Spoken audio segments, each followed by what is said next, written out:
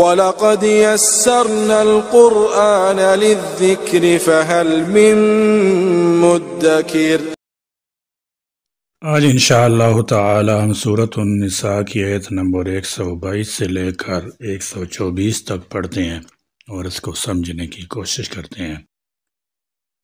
اعوذ باللہ من الشیطان الرجیم، بسم اللہ الرحمن الرحیم۔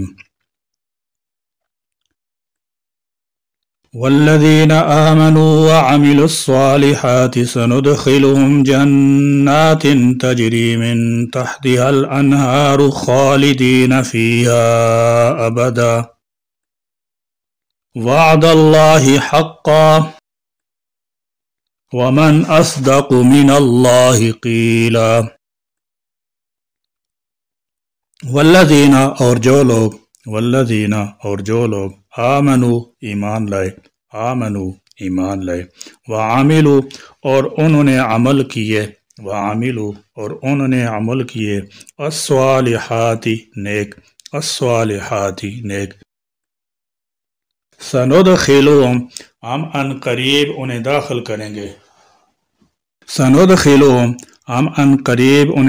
کریں گے جنات ایسے باغات میں تجری کے بہتی ہیں من تحتیا ان کے نیچے الانہار نہریں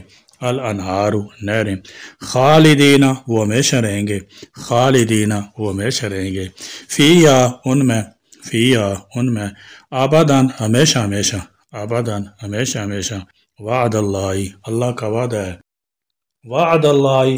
وعدہ ہے حقا سچا ومن اور کون اصدق زیادہ سچا ہے من اللہ سے قیلا قول و قرار میں بمعنی اپنی بات میں کلام میں قول میں۔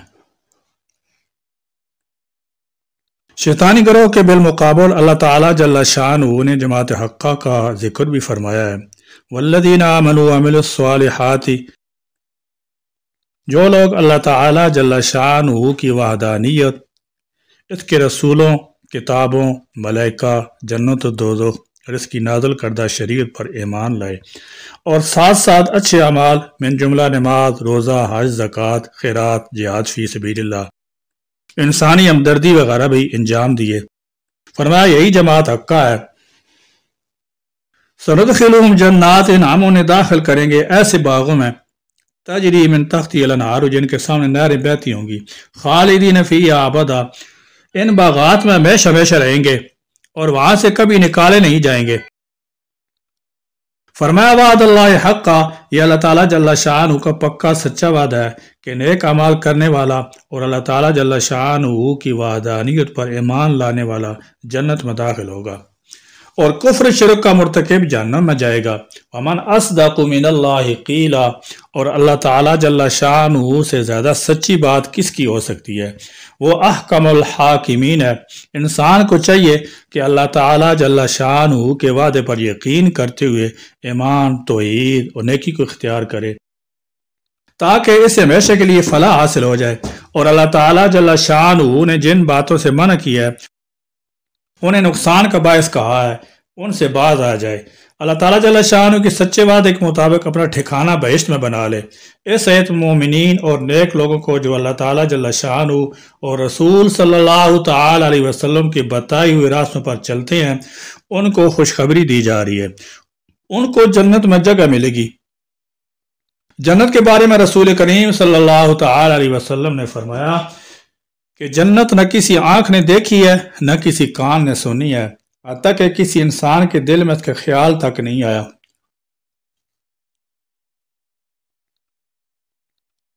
لیس بِأَمَانِيِّكُمْ وَلَا أَمَانِيِّ أَهْلِ الْكِتَابِ مَنْ يَعْمَلْ سُوءًا يُجْزَ بِهِ وَلَا يَجِدْ لَهُ مِنْ دُونِ اللَّهِ وَلِيًّا وَلَا نَصِيرًا۔ لیس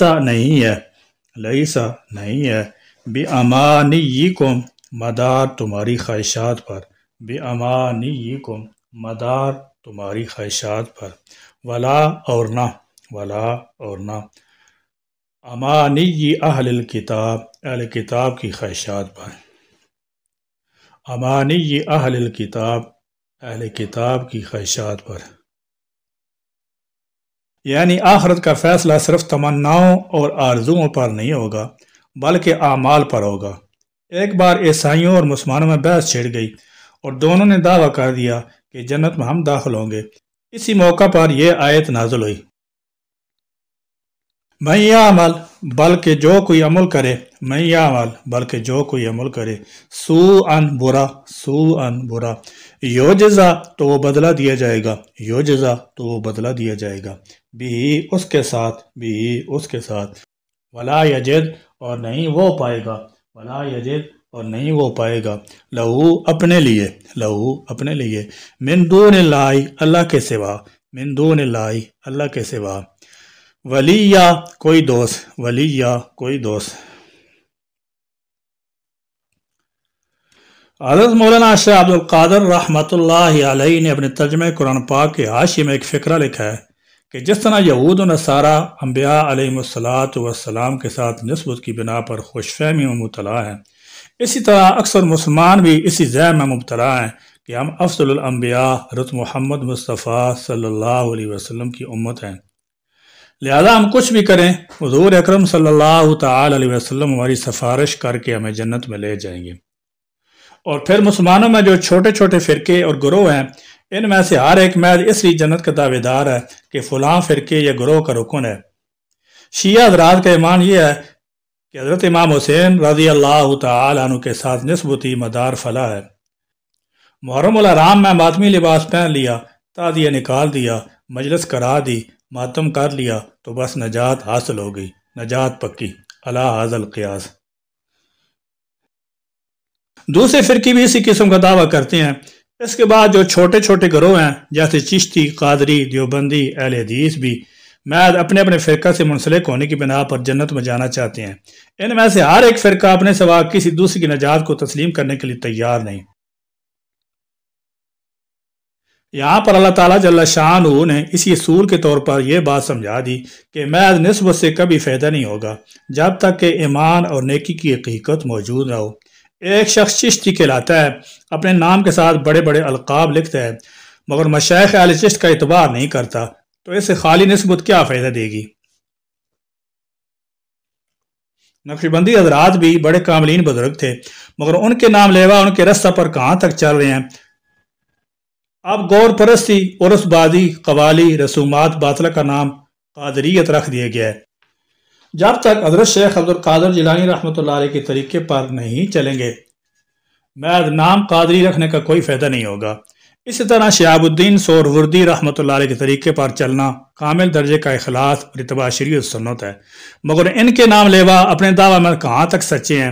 غرض یہ کہ عمل کے بغیر خالی نسبت محض خام خیالی ہے۔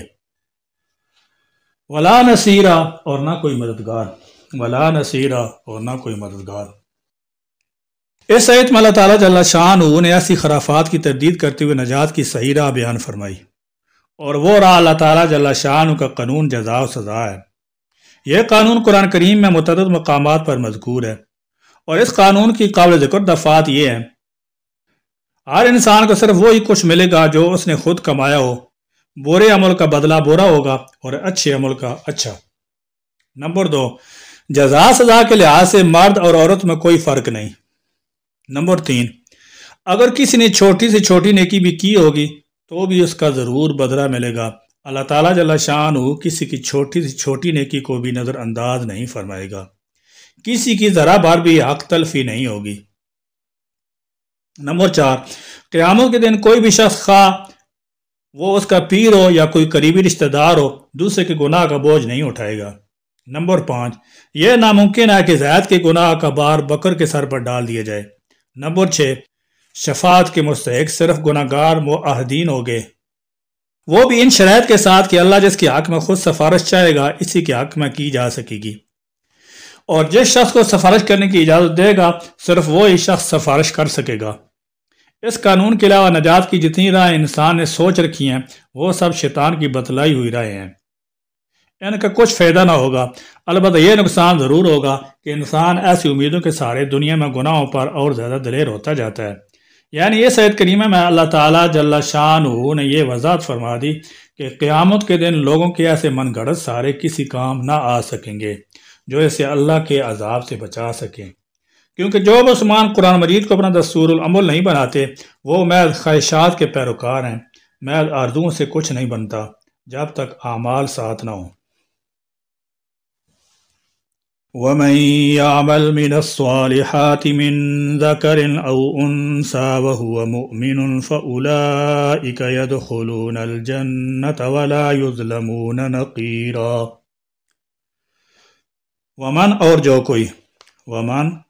کوئی یعمل عمل کرے من الصالحات نیک من ذکرن مردوں او انثیٰ یا عورتیں وہوا بشرط کہ وہ مومن ہو فاولئک تو ایسے لوگ مرد اور عورت دونوں کی مستقل حیثیت ہے، دونوں اپنے اپنے اعمال پر جزا و سزا کے مستحق ہوں گے۔ قرآن کریم کی اس ارشاد سے واضح ہے کہ عورت انسانیت کی ایک مستقل اور ذمہ دار صنف ہے۔ جنسیت کی بنا پر عورت اجر سے محروم نہیں ہو سکتی۔ اسلام کے علاوہ دیگر مذاہب میں عورت کو یہ درجہ عطا نہیں کیا گیا۔ وہ ہوا بشرط کہ وہ مومن ہو فاولئک تو ایسے لوگ یدخلون داخل ہوں گے الجنت جنت میں ولا اور نہ یظلمون ان پر ظلم ہوگا نقیرہ تل برابر بھی۔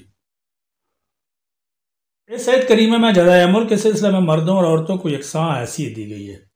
شریعت کے احکام محض مردوں کے لیے نہیں بلکہ عورتوں پر اسی طرح لازم ہے، لہذا شریعت اور قانون سب کے لیے یکساں ہے اور ہر ایک کو اس کے عمل کے مطابق بدلہ دیا جائے گا۔ البتہ مرد و زن کے دائرہ کار ہیں، اللہ تعالیٰ جل شانہ نے فرق رکھا ہے۔ عورتیں اپنے فرائض گھر کے اندر انجام دینے کی پابند ہیں جبکہ مرد باہر کے امور سے عہدہ برا ہوتے ہیں۔ باقی فرائض واجبات وغیرہ جس طرح مرد پر لاگو ہیں اسی طرح عورت بھی ان کی مکلف ہے۔ اللہ رب العزت نے خبردار کرتے ہوئے فرمایا کہ عمل کا بدلہ ضرور اور پورا دیا جائے گا، خواہ عورت ہو یا مرد۔ جو اللہ تعالیٰ پر ایمان لائے گا، اس کے بتائے ہوئے راستوں پر چلے گا، پوری زندگی اللہ رب العزت کی فرما برداری اور رضامندی حاصل کرنے کے لیے گزارے گا، اس کو جنت میں ضرور داخل کیا جائے گا۔ اور یاد رکھو اللہ سے بڑھ کر کوئی حامی ہے اور نہ کوئی مددگار، اسی پر بھروسہ رکھو اور نیک عمل کرو، اپنے کی ہوئی اعمال کے بدلے میں ضرور اجر پاؤ گے۔ حق تعالیٰ جل شانہ کا بے انتہا شکر و احسان ہے کہ جس نے اپنے فضل و کرم سے ہم کو اسلام و ایمان سے نوازا اور یہودی یا نصرانی ہونے سے بچایا۔ یا اللہ ہمیں ایمان کے ساتھ عمل صالح کی بھی توفیق عطا فرما۔ یا اللہ ہمارے دکھ درد امراض اور پریشانی کو باعث کفارہ سیئات بنا، اور جو برائیاں اور گناہ ہم سے سرزد ہو چکے ہیں ان کی دنیا ہی میں معافی فرما کر آخرت میں پاک صاف کر کے اٹھا۔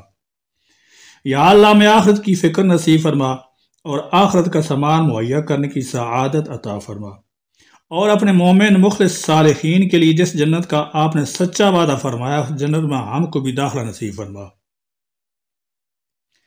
یا اللہ آخرت کی کامیابی کا دار و مدار آپ کی اطاعت رضا بندگی پر ہے، نہ کہ خالی تمناؤں اور زبانی دعووں پر۔